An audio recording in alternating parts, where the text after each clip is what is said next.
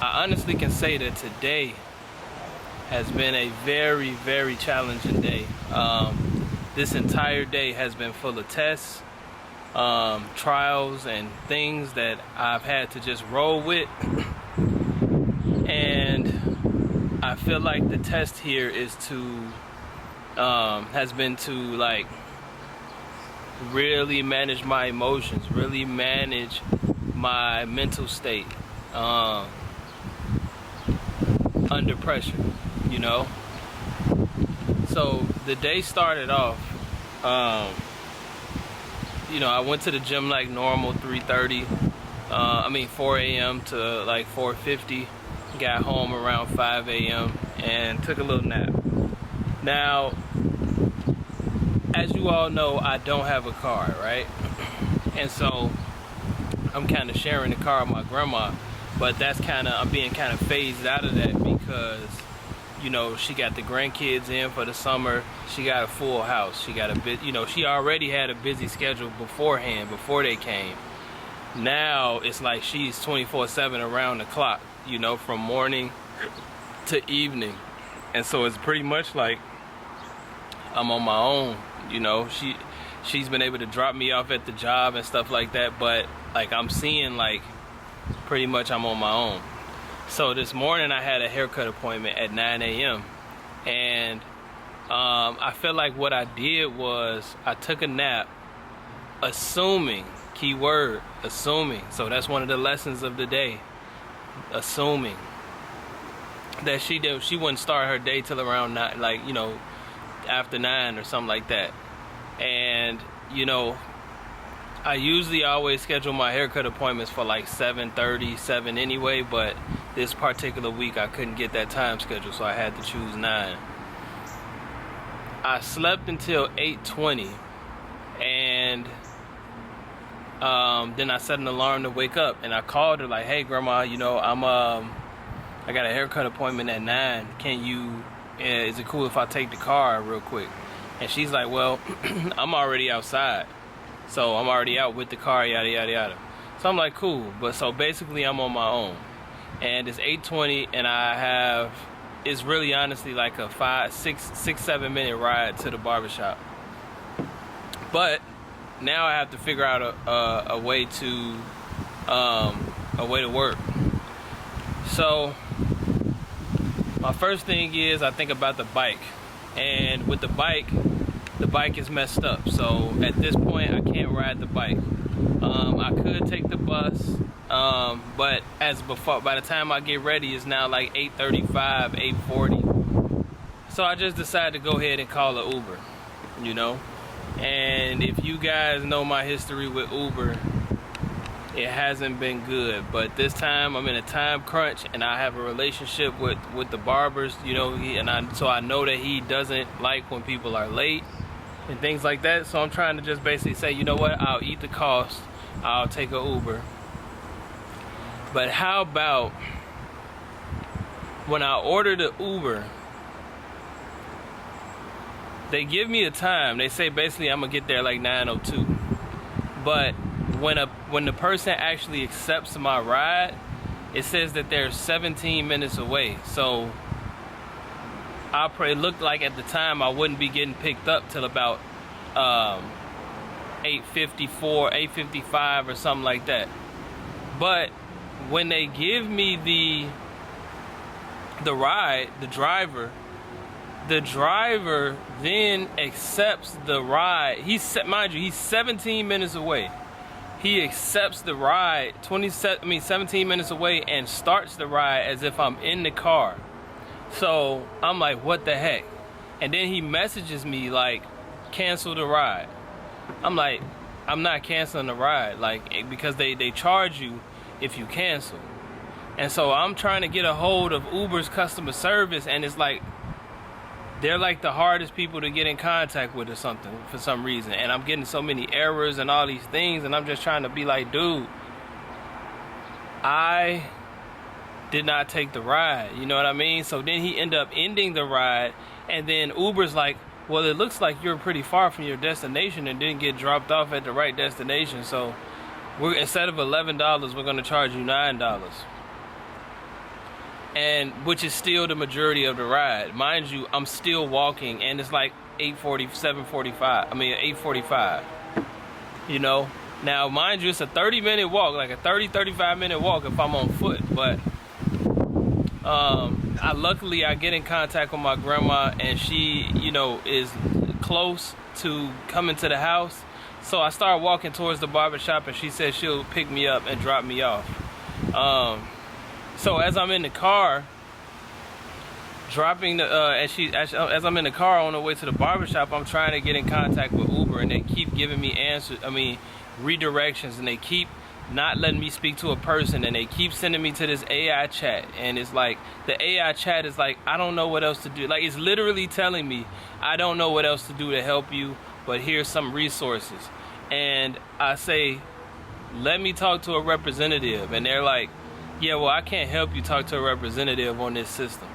And I'm just thinking in my mind, like, and this is like, man, you know, of course I understand the test, I understand the challenge of this season of life. So it's like, when this stuff happens, I know that I gotta stay calm and do what I need to do. But I just, in my mind, I'm just like, it's over with for Uber. Like, I will never use Uber again, like, because every single time, it never fails, they screw me in some type of way, you know. And at this point, it's almost criminal, you know. It's almost criminal, like, but that's another video. So I get to the barbershop, and I get the haircut and things like that. So I'm trying, after the haircut, I'm trying to get home, and you know, I'm like, screw it, I use one of the bikes. We got like these Divvy Lyft bikes and things like that. So I decided I'm gonna use a bike, and I'm gonna bike home. But after I got on it, I didn't like it. I didn't like the way it felt. So I'm like, nah, I drove it like a block, and then I got off because I started seeing those scooters. We also have scooters. So I decided to get on the scooter and just, you know, take a ride home. And it took me like, what they say, 30 minutes? Nah, not 30 minutes. I don't know, maybe like 20 minutes. Maybe it took me like 20 minutes. But it only cost me $9. So I'm like, okay, cool. At least I know I can do this if I have any scooters around at that time, because there's no scooters nearby in my neighborhood. So it's like, coming from the barbershop, I was able to get a scooter, but going to there, it probably won't be one.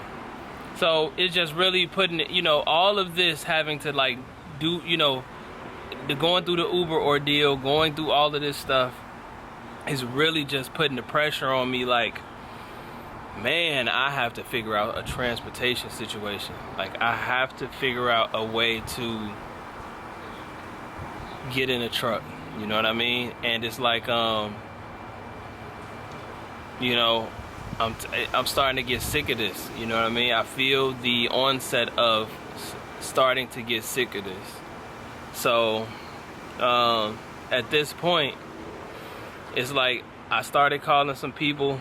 I gotta figure out a way to get my stuff towed to the whatever shop so that they can give me a estimate for the truck. But other than that, I'm pretty much stuck. You know, it's seeming like I'm getting more and more stuck as the days go by. So at this point, you know, I come back home and I'm just thinking like, man, you know, honestly, if I could get my bike back working, then I should be able to at least get to work most days, or go to the barber shop, or go to the insurance office, because all of this stuff is local. The furthest thing is my job, and that's like a 30-minute bike ride. But, you know, I'm looking at it like, anything is better than walking. Anything is better than being stuck. Anything is better than paying for an Uber who's gonna steal your money.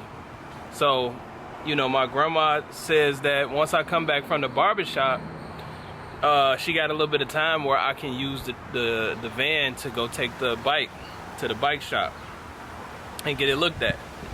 So I take the bike to the bike shop, and they end up telling me that, you know, it's gonna cost me like $40 to replace whatever is wrong with the bike. Now, that's fine. Like, that's a no-brainer. Let's do it, because I need to get back on the road. Now, when I take the bike in and they do the work, you know, I do a test drive. And it's like something is still like kind of wrong with the bike. And so like the tire we've ended up finding out that the tire, I guess, may have been, inner tube may have been overinflated, but it was popping out. That like the tire, actual tire, was like out of the frame a little bit. So they took it back in, right?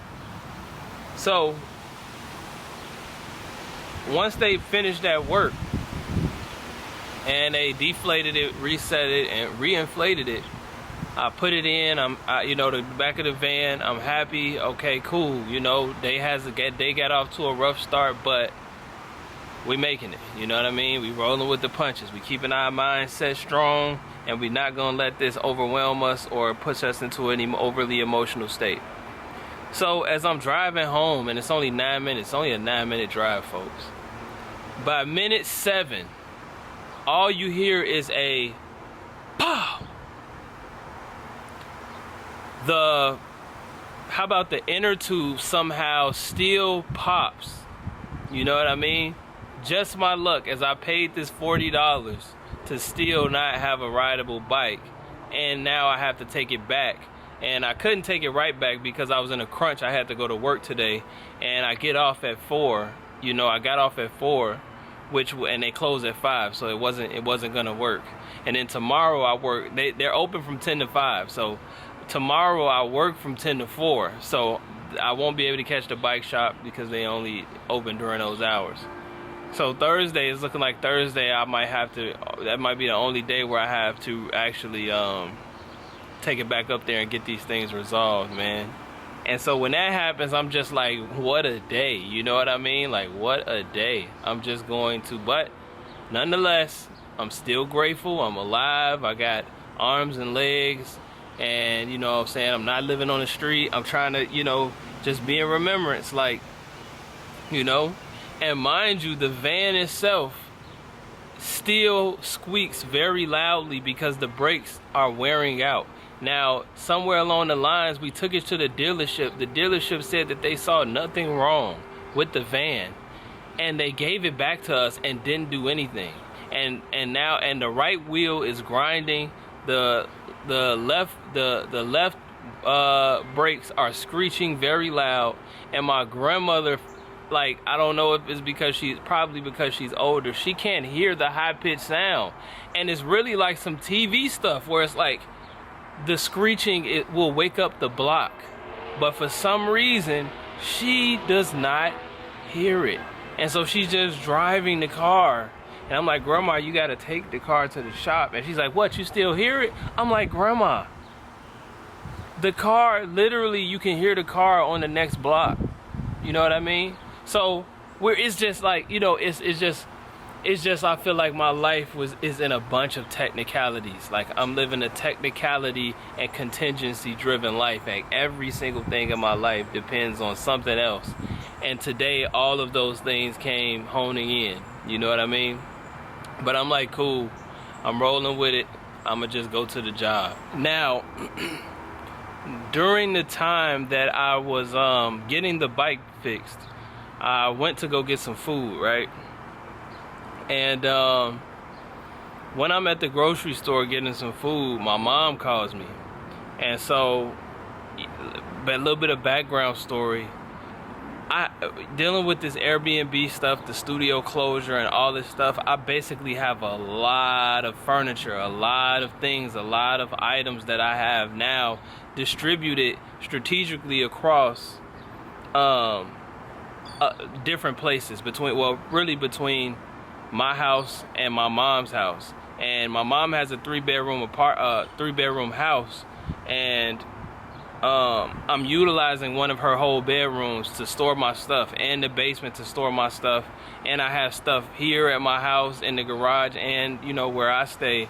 And it's just a lot of stuff. And on top of that, you know what I mean, I'm in the process of transitioning with the Airbnbs, which I'll get to a little later as well. So she calls me when I'm in June. I mean, she calls me when I'm in the grocery store, and she's like, "Hey, quick question. Now that you got a job and everything, what you gonna do about this stuff?"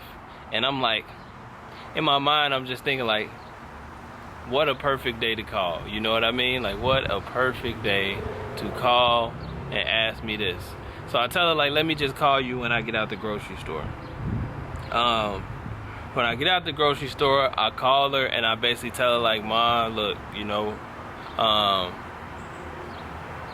because obviously at this point, like, right, like, context clues is telling me, like, seasonal context clues is telling me, like, slowly but surely the resources that you have are returning you back to yourself. They're returning you back to ground level, where it's like, okay, you're gonna be on your own now. You got to figure this out now. I got to figure out how to get all this stuff and put it somewhere, that's not my grandma's house or my mom's house and things like that. So I understand this going into it. So I tell her, like, okay, Ma, I'll figure this out by August. 2 months from now, I'll figure this out. I'll start getting the stuff by then. Because I know she wants to utilize her house, you know what I mean? And stuff like that. So I'm like, I already know, like, I gotta figure it out. This is just yet another thing I gotta figure out. So I tell her that, and now that's on my mind.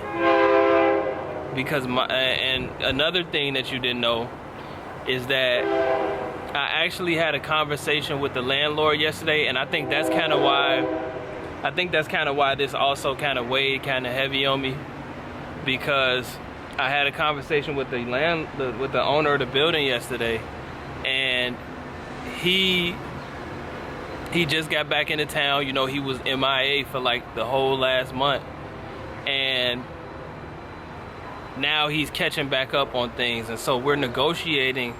We're discussing catching up and discussing the lease terms and things like that. And so I posed to him, right, because I have a property that is supposed to be ending at the end of July, and I have 2 units that are supposed to be ending at the end of October. And so basically the unit that I've been having all of these problems with, all of the break-ins and random freak accidents and everything that pretty much has gotten me all my experience today, I told him, like, look, because that was one of the units that ends in October, I'm like, look, why don't we do this? I have one of my leases ends in in July. Why don't we place that lease on, is it cool if at the end of the lease that ends in July, I give you this problem unit back, right? Because fortunately, what has happened with this problem unit is that with the last tenant moving out and me sending her security deposit back, I don't owe any debt on this any back security deposit debt on this unit. So I'm like, hey, let me give you this back, and I'll keep the other ones, until I can pay you off the debt. Now, what we had to do was we had to negotiate the terms of after the lease, because the lease ends at the end of October, but I still owe him money, and I still owe him, or will owe him, security deposits if I'm transferring the lease over to him. And obviously I don't have any of those things right now. So what we negotiated was basically at the end of the lease for the current tenant, who signed for 3 months, which is June, July, August, so the end of August, I'll keep the problem unit until the end of August, until this guy's lease is up. And at the end of the lease, I'll return that unit to him. And at that time, I'm going to have to get my stuff out, move all the furniture out, and find somewhere to put it. And that's why when my mom called me today and told me that, it's like, okay, I see what I see what life is trying to tell me. I see what the challenge is. I'm being pushed to become self-sufficient with my stuff. You know what I mean? My life is pushing me off that 1 foot off the porch, that dip in the toe, that toe in the water off the porch. I feel it, I see it. Every life is simultaneously calling me to get all my stuff together. So we agree to do that. I'll give him that unit back. And I'll keep the other 2 units for as long as need be until I can pay the debts back. Because his concern was, he's like, look, I don't want to be in a situation where you're not able to be held accountable for this. Like, let's say the lease ends and I'm like, okay, well, I'm getting out of here, but I still pay you the money and stuff like that. And he just got to go off a promise or whatever. So I told him, like, look, if you take this unit back, I'll deal with the other 2 units for as long as need be. And then what we can do is we can write up, you know, something that says basically as soon as I pay you this stuff off, you know, that's when the unit will be officially returned back to you, you know. So we agreed on that, and we're still coming to the terms of the agreement, but we essentially verbally agreed at this point that that's what we're gonna do. So we gotta just put that in writing now. But yeah, that's where we're at with it. So now, fast forward to you know, when I was in the Jewel's grocery store, my mom calling me and telling me this stuff, man, it just put me in a full circle moment. Like, it just felt like all this pressure, like this like, it didn't feel like random pressure, right? It didn't feel like randomness. It felt intentional. It felt like life is giving me an intentional challenge right now for what it is that I'm going through, for where I'm supposed to be right now and where I'm supposed to be going. Life is calling me to that first step or whatever the next step. And it's just like, man, all of this. And then I, you know, after that I had to still go to work and work a shift. And I did feel like, usually I'm all enthusiastic and charismatic and magnetic, but today I felt like my spirit was just kind of tired a little bit, you know what I mean? Like, it just was like, all right, I'm gonna come in here. I still gave my enthusiasm, but it was about like a 3 versus a 8, you know what I'm saying? And I noticed that, and I'm just, you know, I'm always in a state of trying to figure out, what does this mean, you know? And after I get off, my grandma said she can pick me up from the job. I get off and I'm tired at this point, but I know I still gotta like make these videos and things like that. So I'm just, you know, saying like, man, you know, when I get in the car, first thing my grandma says is, I hope you don't got nothing to do for like 45 minutes. And I'm like, in my mind, I'm just like, oh my gosh. But, you know, again, I'm grateful she came to pick me up. I have a life, I'm breathing. I'm able to be a blessing by being able to help in whatever way I can. But I'm still like, what a day. You know what I mean? So I'm like, okay, grandma, cool. She needed me to help her do some stuff, identify my stuff in the garage, because that's why I'm not in the shed right now. I'm usually in the shed doing these type of talks, but that's why I'm not in the shed right now, because her and the kids have been getting it together, summarizing it and kidifying it, which is another thing where it's like, okay, like I see myself being phased, like not phased out, but I'm being phased to the back, you know what I mean? Like I'm having to adjust. I'm having to make the adjustments because the car, you know, my grandma's utilizing her car more now. She's utilizing the garage. She's like, you know, it's harder finding a quiet space to record these videos like that, like this now, because it's like it's like almost like the walls are slowly closing in. It feels like the walls are closing in from every angle. And that's really, I know I've been all over the place today because I'm just simply trying to get it out, but that's what I've been feeling. I feel like this season right now where I'm at this past week has all felt like the walls are just slowly caving in, and I see them getting closer and closer and closer, and everybody's calling for to to cash their chips in. You know, my mom's calling me like, hey, when you gonna come get your stuff? My grandma's like, hey, you know, she's not saying it, but she's essentially like, you know, I'm utilizing the car. I need the car. I need the space and stuff like that. You know, it's just like I see it closing in. You know, I see it closing in, and it's like I got the opportunity to like go to this insurance event and pay $100 to get a table there, and literally outside of my spendable funds, I only have outside of my bill pay funds that I don't touch, I only have $100 left, you know, in my spendable funds.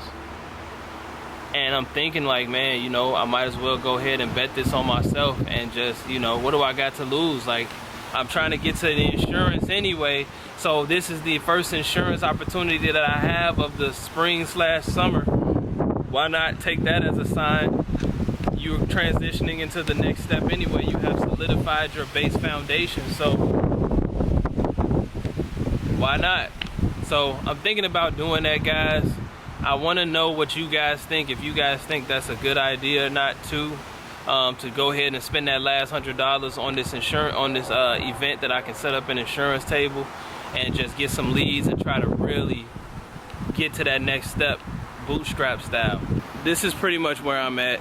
You know, trying to figure the truck situation out, trying to figure the Airbnb situation out, figuring the financial situation out in general, and figuring out what I'm gonna do with all of my belongings, furnitures, and all these different things. You know, as all my forbearances come to an end, you know, and I have to get back in the midst of figuring things out, you know. But all this stuff it does get frustrating, man.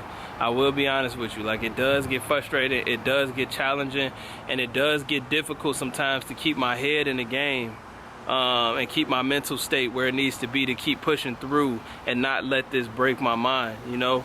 And when it gets tough like this, the only thing that I really can think to do is just these calisthenics, man, like push-ups, pull-ups, you know what I'm saying, like those type of things, just to really take the frustration out and the unsatisfaction that I have with my life right now out on my body, you know, because it's like I know that I'm being tested right now. I know that all of these things happening back to back like this, or in general in this season of my life, is nothing but a test. But I'm here to tell you guys today that you know, I will push through this. I will prevail. I will find the way out. You know what I'm saying? Even though I don't have the game plan mapped all the way out yet, I know where my destination is.